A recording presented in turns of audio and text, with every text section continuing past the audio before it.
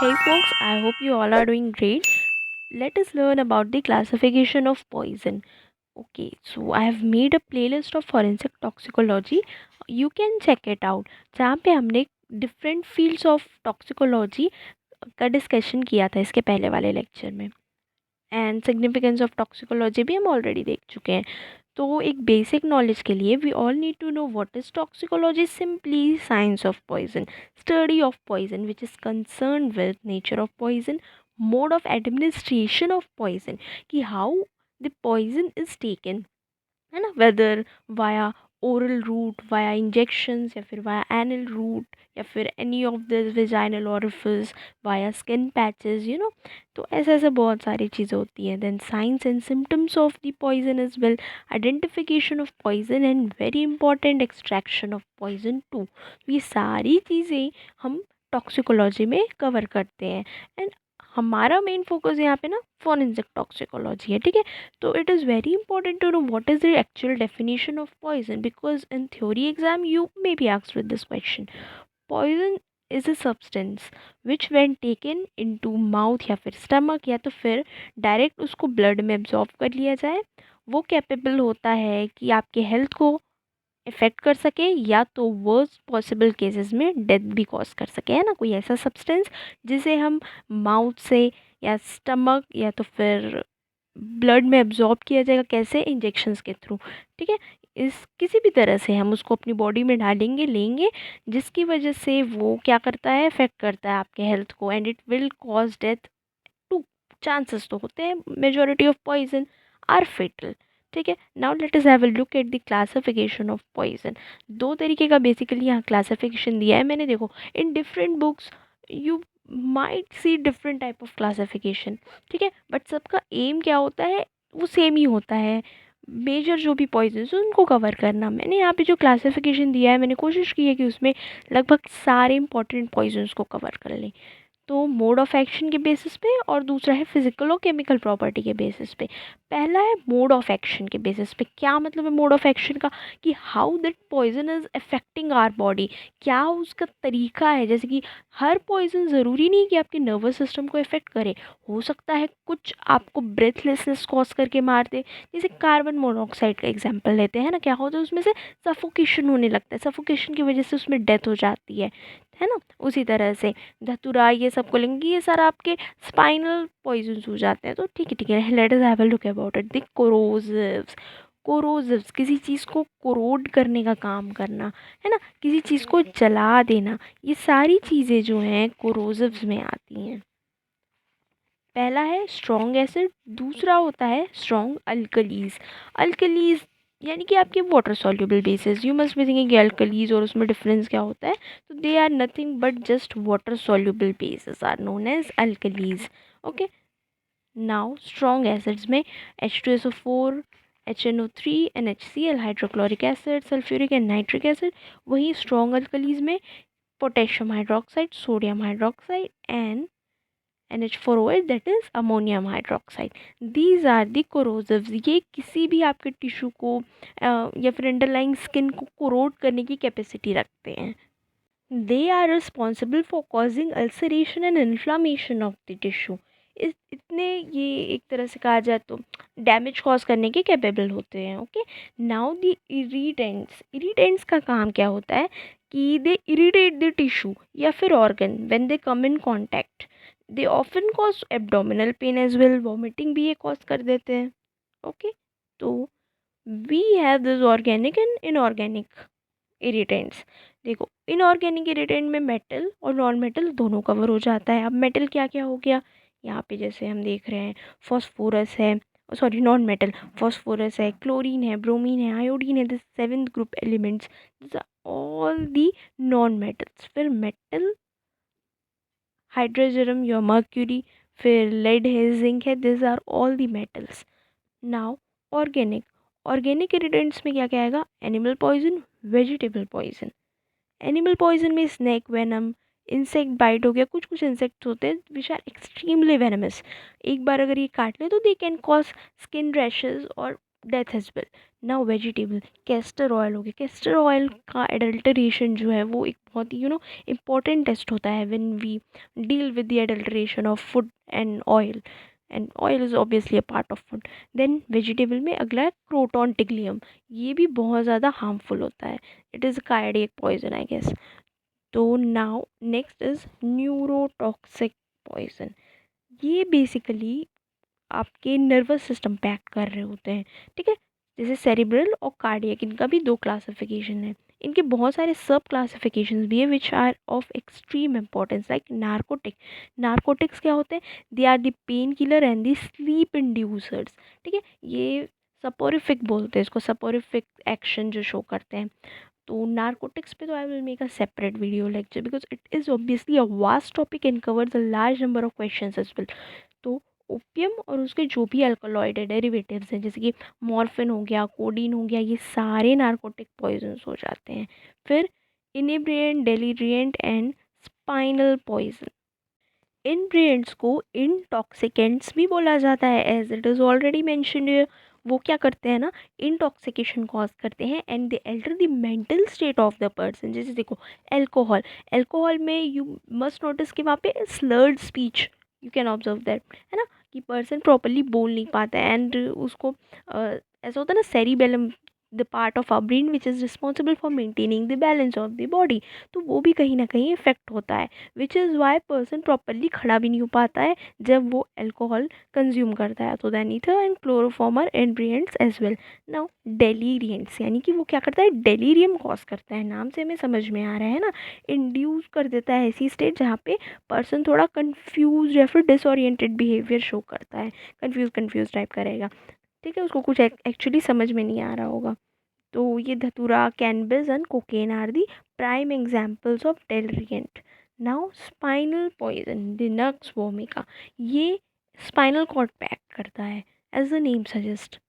Then we have this cardio respiratory, मतलब कि cardiac function को तो हैम्पर कर रहा है, रेस्पिरेटरी फंक्शंस को भी ये हैम्पर कर रहा है। कार्डियक फंक्शंस को कैसे हैम्पर करेगा, हार्ट के फंक्शंस को इफेक्ट करेगा ये, है ना, इम्प्रॉपर फंक्शनिंग होंगी and it may lead to stoppage of the functioning of heart, यानी कि automatically it can cause death as well. Aconite हो गया, ओलियंडरनेरियम्स हो गया, डिजिटलीज हो गया, this are all the very important cardiac poison. Don't worry, we will read about each one of them in detail, their mode of actions, their cause, their effect and everything. Now asphyxiants, asphyxia cause करेगा ये, यानी कि it will effect the lungs. Asphyxia होता क्या है, क्योंकि you will encounter this term frequently in the lecture and in all the upcoming lectures as well, toxicology में या तो फिर फॉरेंसिक मेडिसिन में ये टर्म बहुत इंपॉर्टेंट है। तो a state of breathlessness when a person is unable to breathe या फिर फेसेस डिफिकल्टी टू ब्रीथ, जो कि डेथ या फिर अनकॉन्शियसनेस भी कॉज कर सकता है। तो कार्बन मोनोऑक्साइड, जिसका एग्जाम्पल मैंने स्टार्टिंग ऑफ द लेक्चर में दिया था, कार्बन डाइऑक्साइड एंड H2S। देखो कार्बन मोनोऑक्साइड की ना ऐसी प्रॉपर्टी होती है कि वो जाके हीमोग्लोबिन से बाइंड कर जाता है। अब क्या करता है, हीमोग्लोबिन ऑक्सीजन के कैरियर होते हैं, वो कैरियर ही नहीं वो कैरियर को ही काम नहीं करने देगा, कार्बोक्सी हीमोग्लोबिन का फॉर्मेशन हो जाता है ऐसे केसेस में, है ना, which is why person is unable to breathe. क्यों? क्योंकि अब ट्रांसपोर्टेशन ऑफ ऑक्सीजन रुक चुका है। So this was an additional information. अब आते हैं based on the physical and chemical properties. हमने अभी देखा कि बेस्ड ऑन दी नेचर पूरा क्लासिफिकेशन किया गया था। अब फिजिकल और केमिकल प्रॉपर्टीज़ को ध्यान में रखते हुए दो टाइप में, सिर्फ दो ही टाइप में डिवाइड किया गया है पॉइजन को, this is organic and inorganic. Now the sub classification of this two is metallic and non metallic and volatile and non volatile substance. Let us have a look. Metallic poison, वैसे poison जिनका nature एक metal का होता है, and these are the non-metal. I know you know what's the basic difference between a metal and the non-metal, and I don't need to teach it again. Then these are all the categories, all the poisons which will be covered by us in detail in the upcoming lectures. First, let us have a look at the arsenic poison, most dangerous of all. Arsenic poison is one of the ideal homicidal poison as well, मतलब कि किसी को मारने के लिए ये poison use किया जाता है। देखो इसकी स्पेशलिटी क्या है पता है, arsenic is hard to detect, इसे डिटेक्ट करना बहुत मुश्किल है। It will be present in nail of the person, it will be present on bone of sorry on the hair of the person, ठीक है। बट ऐसा होता है ना, हेयर और बोन का एग्जामिनेशन तुरंत नहीं किया जाता, मोस्टली विजुअल एग्जामिनेशन ही प्राइमा फेशिया की कंडीशन में कैरी किया जाता है। तो आर्सेनिक को डिटेक्ट करना हार्ड होता है एंड इसके सिम्टम्स जो होते हैं ना कॉलरा को मिमिक कर देते हैं, तो जिसकी वजह से लगता है कि शायद नेचुरल डेथ हुई होगी, but no, it is a case of arsenic poison. Arsenic जो है वो वाइडली यूज़ किया जाता है एनिमल और ह्यूमन बीइंग को पॉइजन करने के लिए। ये वाइट होता है और टेस्टलेस पाउडर लाइक स्ट्रक्चर होता है, ठीक है। ये होमिसाइड के लिए कैसे यूज़ किया जाता है, जैसे इन्फेंट्स हो गए, इन्फेंट्स को मिल्क में मिक्स करके दे दिया जाएगा, है ना, या तो फिर किसी टी में, लिकर में, जूस में, किसी चीज़ के साथ भी इसको ईजिली मिक्स कर सकते हैं। अब ये प्योर मेटल फॉर्म में उतना पॉइजन नहीं होगा, arsenic as a metal won't be much poisonous, but अपने ऑक्साइड्स के फॉर्म में ये ज़्यादा पॉइजनस होता है। इवन एंटीमनी जो होता है वो भी सेम इफेक्ट शो करता है एज आर्सेनिक, बट उसको डिटेक्ट करना कंपैरेटिवली ईजियर होता है than that of the arsenic. अगला आता है मर्क्यूरी पॉइजनिंग। मर्क्यूरी के क्लोराइड्स और मर्क्यूरी के नाइट्रेट्स दोनों ही बहुत ज़्यादा पॉइजनस होते हैं, ठीक है।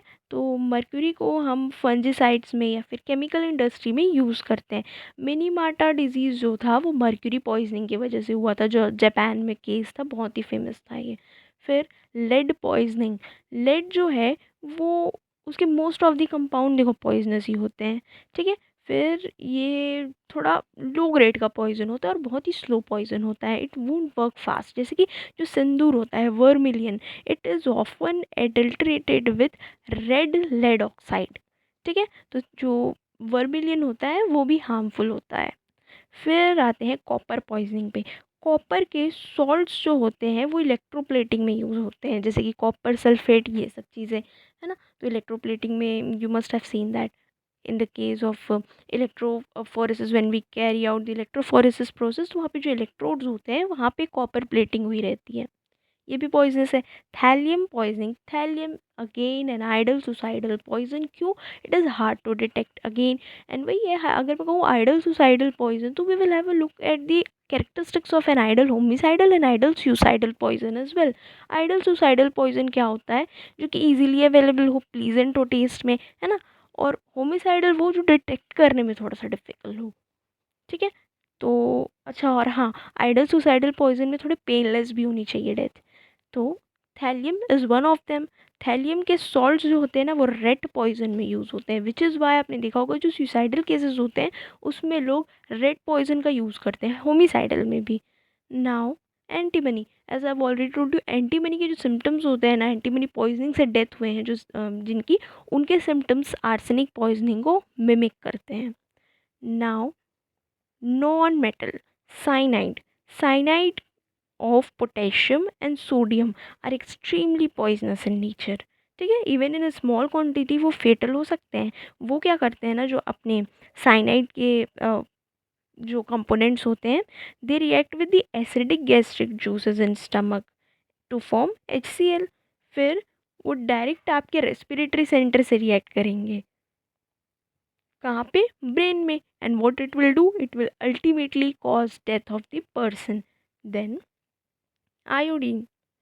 You must be thinking the iodine तो नमक में भी होता है, but at certain concentration it can act as a poison.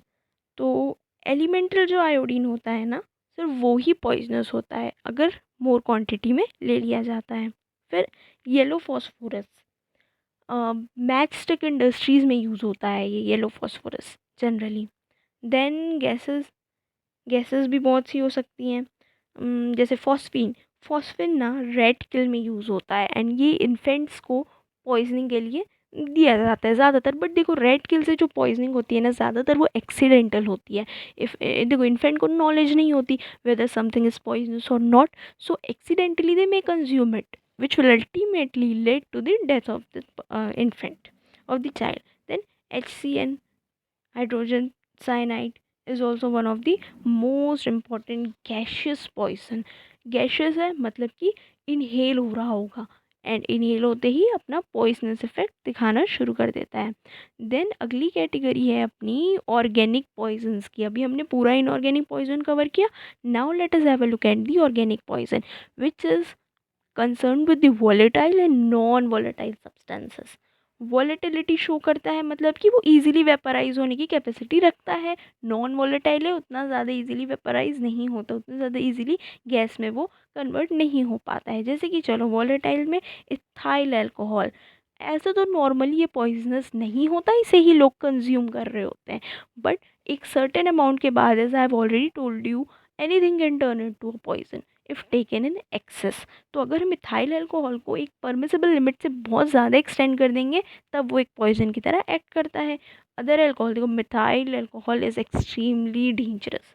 Methyl alcohol बहुत पॉइजनस होता है, एंड ये पॉलिशिंग इंडस्ट्री में, केमिकल इंडस्ट्री में यूज़ होता है। एंड एलिसिट लिकर्स भी इसमें आते हैं, ठीक है। एलिसिट लिकर मतलब कि वैसे लिकर जो इलीगली बनाए जाते हैं इन क्लैंडस्टीन लेबोरेटरीज। फिर amyl alcohol and phenol, this are all the examples. Phenol को हम कार्बोलिक एसिड भी बोलते हैं, और ये ज़्यादातर एक डिसइंफेक्टेंट की तरह यूज़ होता है। क्या बोलते हैं? Carbolic acid. And one more thing, methanol जो होता है ना, वो ब्लाइंडनेस, पैरालिसिस या तो फिर डेथ भी कॉज कर सकता है। बेसिकली ऑप्टिक सेंटर पे जाकर अटैक करता है मिथेनॉल, ठीक है। तो मिथेनॉल और इथेनॉल को कुछ मिक्स करके भी कभी कभी कंज्यूम किया जाता है, which is again extremely fatal and harmful. Miscellaneous में क्या क्या आ जाएंगे? इंडस्ट्रियल केमिकल ले लो, क्लोरल हाइड्रेट हो गया, या तो फिर बेंजीन है, क्लोरीनेटेड हाइड्रोकार्बन है। This are all the examples of miscellaneous volatile poison. Now non volatile poison, barbiturates. Barbiturates क्या होते हैं? सिंथेटिक भी हो सकते हैं, and they mostly induce the speeds. फिर ग्लाइकोसाइड्स हो गया। ग्लाइकोसाइडिक पॉइजन का काम है कार्डियक अरेस्ट कॉज करना। They are basically the cardiac poisons. Aconite, oleander digitalis, as we have already discussed about the cardiac poison in detail, ठीक है। तो अब इंसेक्टिसाइड्स और पेस्टिसाइड्स सबसे ज़्यादा यूज़ होते हैं ये, होमिसाइड कॉज करने में भी, सुसाइड के केसेस में भी, ठीक। तो this is it, we have already covered the classification of poison. In case you have any doubt, feel free to ask me in the comment section. Thank you.